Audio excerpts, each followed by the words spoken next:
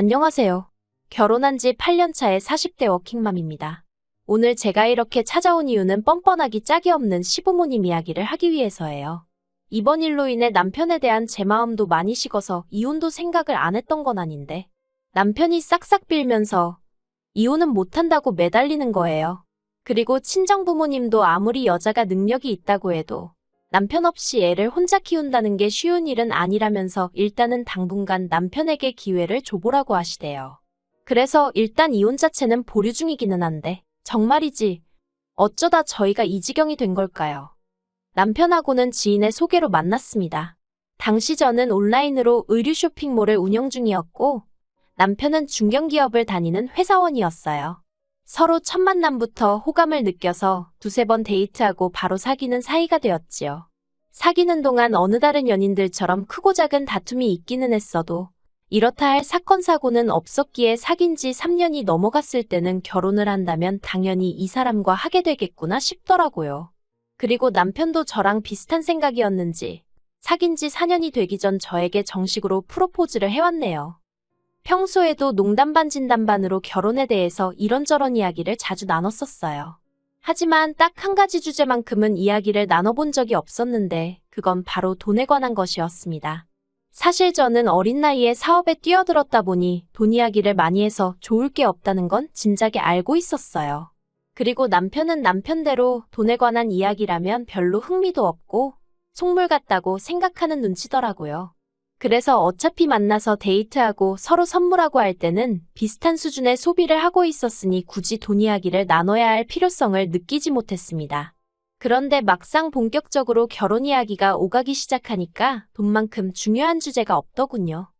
제가 먼저 남편에게 친정부모님의 직업이라던가 재산을 오픈했습니다. 친정아버지는 대기업에서 임원까지 하셨고 친정어머니는 전업주부시긴 했지만 부동산에 관심이 많으셔서 재산을 많이 불리셨다고요. 두 분 다 노후 준비도 되어 계시고 자식들한테 손 벌리실 분들은 아니라는 얘기도 했지요. 그리고 제가 버는 수입도 공개했습니다. 저는 장사가 아무리 안 돼도 월 600은 가능했고 잘 되는 달에는 순수익 1000도 가져가는 시기였어요. 그런데 제 이야기를 듣고 있던 남편의 표정이 점점 어두워지는 게 눈에 들어오대요. 그래서 왜 그러냐고 뭐가 문제냐고 물었더니 저랑 자기랑 씀씀이가 비슷해서 벌이도 비슷할 줄 알았다는 거예요. 그리고 알고 보니 남편은 연봉이 4천 남짓이었습니다. 하지만 더 뭐랄까 저를 뜨악하게 만들었다고 표현해야 할까요? 그건 바로 시부모님의 재정 상황이었어요. 시부모님에게 재산이랄 것은 두 분이 살고 계신 아파트 한 채가 전부였습니다. 따로 남편에게 물려주실 만한 건 고사하고 당장 결혼할 때 얼마 도와주실 상황도 안 된다 하더군요. 그래서 제가 그러면 노후는 어떻게 되어 있냐고 조심스레 물었습니다. 솔직히 말해서 만약에 노후까지 준비가 되어 있지 않다고 하면 저는 그냥 이 결혼은 없던 일로 해야겠다고 생각했거든요. 그런데 남편이 하는 말이 노후만큼은 그래도 준비가 되어 있으시다대요. 나라에서 나오는 연금도 있고 사시는 아파트도 주택연금으로 받아서 쓰실 생각이라고요. 친정부모님은 경제적인 면을 제외하고는 좋은 사람이라는 제 말을 믿어주셨습니다. 그래서 큰 반대 없이 저희는 부부의연을 맺을 수 있었네요. 그리고 참고로 남편은 모아둔 돈 4천만 원과 자기가 타던 차 한 대를 가지고 말 그대로 저한테 장가왔어요. 결혼식 비용도 제가 칠 정도 남편이 3 정도 부담했고 신혼살림도 제 명의로 된 아파트에서 시작했지요. 그런데 막상 결혼을 하고 나니 시댁에 따로 돈 들어갈 일은 없을 거라던 남편의 말은 지켜지지 않았습니다. 신혼여행에서 돌아온 날 시댁에 인사를 드리러 갔을 때였어요. 일단 저희 신혼여행지는 하와이였는데 솔직히 이것도 거의 제가 부담한 거나 마찬가지였거든요. 비행기는 제 마일리지로 탔고 호텔도 제 카드로 결제했으니까요. 남편이 식비라던가 그런 걸 좀 내긴 했지만 아무튼 목돈 들어가는 건 다 제가 해결했어요. 그리고 그래서인지 남편이 장인 장모님 드릴 기념품만 사면 된다면서 자기 부모님 건 안 챙겨도 된다고 하대요. 그런데 어떻게 그럴 수가 있겠어요?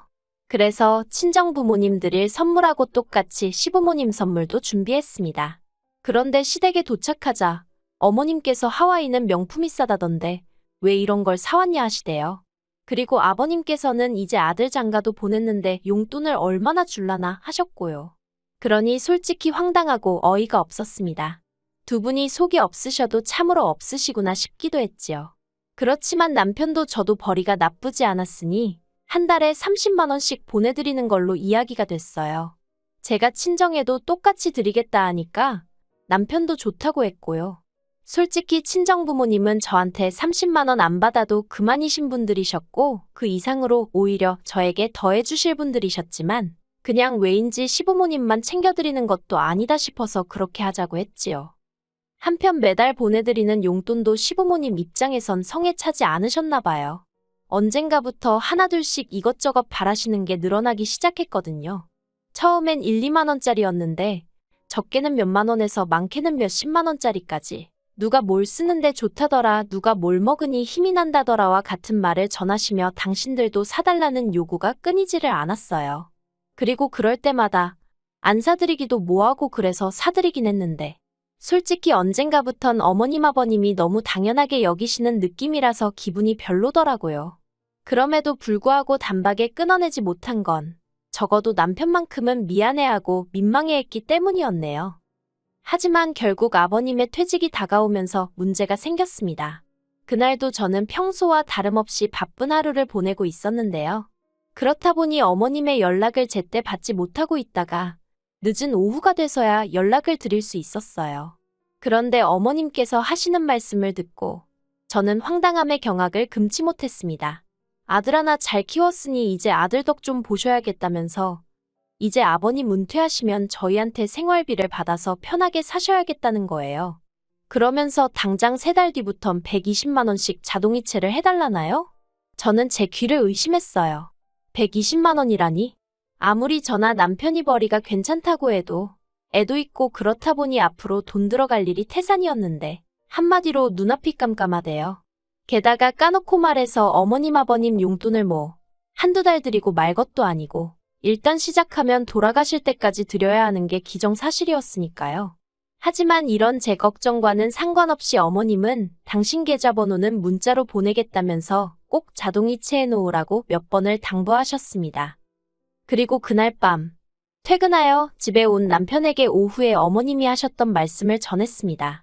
남편더러 알고 있었냐니까 자기도 전혀 몰랐다면서 당혹스러움을 감추지 못하대요. 그래서 제가 남편더러 시댁에 120만 원을 드리면 친정에도 120만 원을 드려야 하고 그러면 총 240만 원이다. 240만 원이면 당신 월급에서 당신 용돈 빼고 전부 다 그냥 나가는 거다. 너무 빠듯해서 그렇게는 못 드릴 것 같다고 했어요. 그랬더니 남편이 제 말이 맞다 하면서도 한다는 소리가 지금도 생각하니까 또 짜증이 나네요.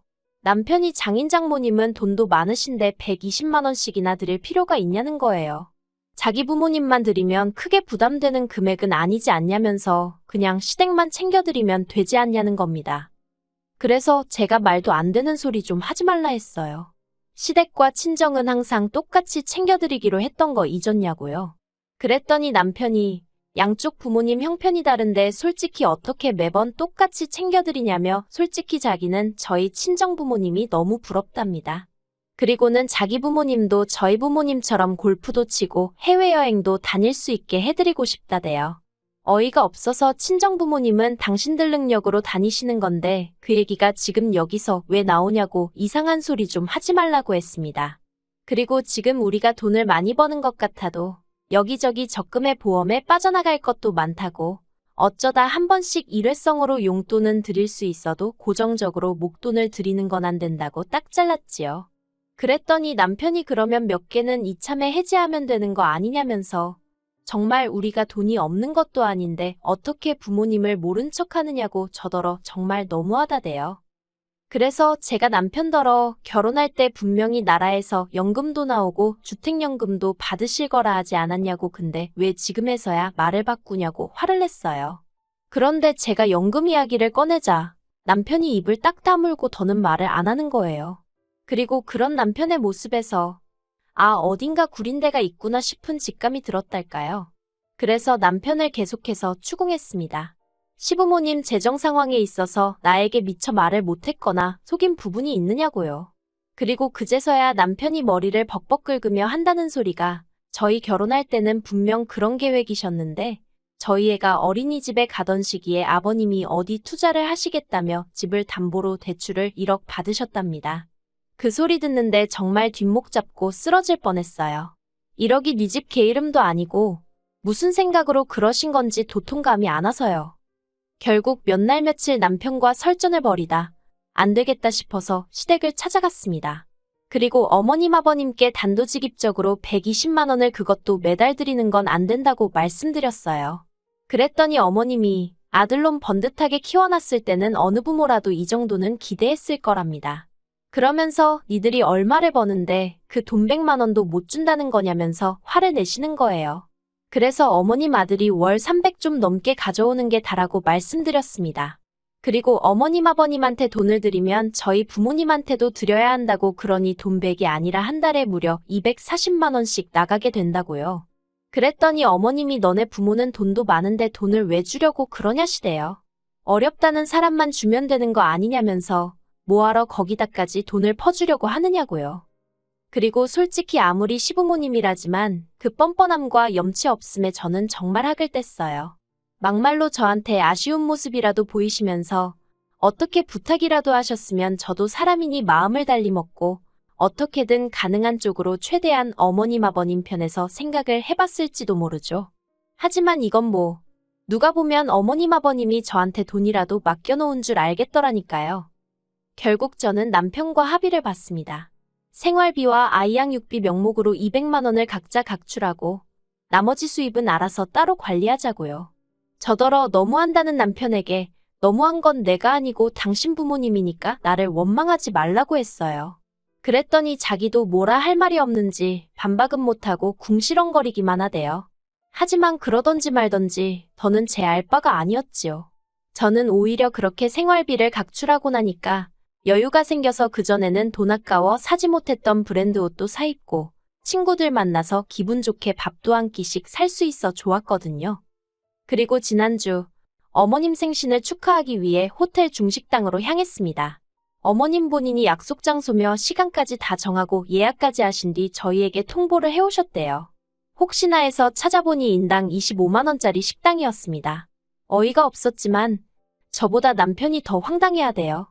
그도 그럴 것이 저야 제 몫만 지출하면 됐지만 남편은 3명분 즉 75만 원의 창가 쪽 뷰를 선점했다는 이유로 5만 원이 추가된 80만 원을 내야 하는 상황이었거든요.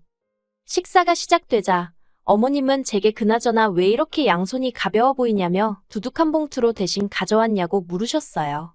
그래서 제가 어머님께 남편에게 못 들으셨냐고 이제 양가 부모님 생신이라던가 명절은 각자 알아서 챙기기로 했다고 말씀드렸지요. 그리고는 남편더러 뭐 챙겨온 거 없냐고 웃으며 물었거든요. 그랬더니 남편이 저를 잠깐 노려보더니 주섬주섬 품 안에서 봉투 하나를 꺼내서 어머님께 드리더라고요. 그리고 저희 어머님의 전매 특허 앞에서 대놓고 봉투 열어보기를 선보이셨습니다. 그런데 어머님 안색이 갑자기 어두워지더니 이게 다냐며 짜증 섞인 목소리를 내셨어요. 그래서 얼만가 했더니 세상에 남편이 달랑 5만 원짜리 2장을 넣었던 모양입니다. 그러자 남편은 남편대로 돈이 없는데 어떡하냐며 짜증을 내더라고요. 그리고는 덧붙이기를 식당은 또 왜 이렇게 비싼 대로 했냐면서 이건 엄마 마음대로 정한 거니 엄마가 네 그러는 게 아니겠어요? 하이고 전에 싸울 때는 아주 어머님 아버님 안쓰러워 어쩔 줄을 몰라 하길래 효자납셨다 싶더니만 돈 80만 원 앞에서 무너질 줄은 몰랐죠.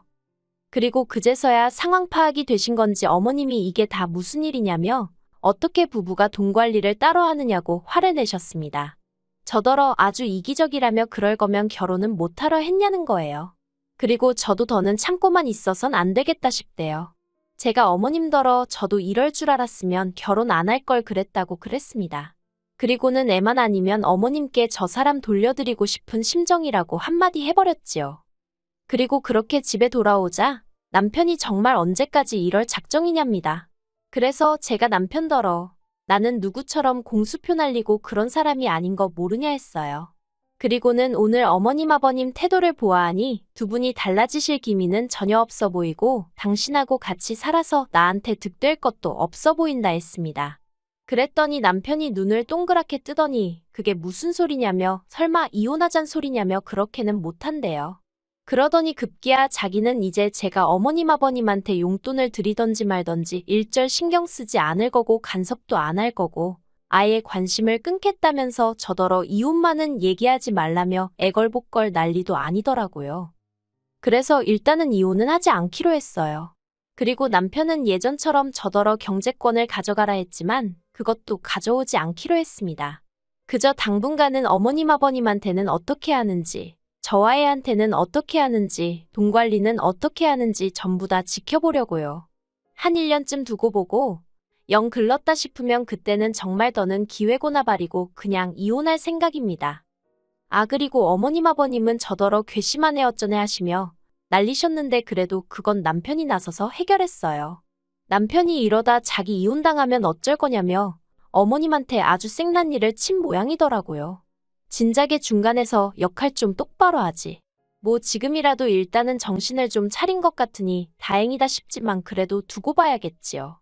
그리고 어머님 아버님께는 죄송한 마음은 전혀 없습니다. 거진 10년간 저는 저대로 최선을 다했고 다른 집 며느리들하고 비교하셔도 어디 꿀릴 데 없이 잘했다고 생각하거든요. 그래서 지금 후회도 없고 오히려 홀가분할 뿐이네요.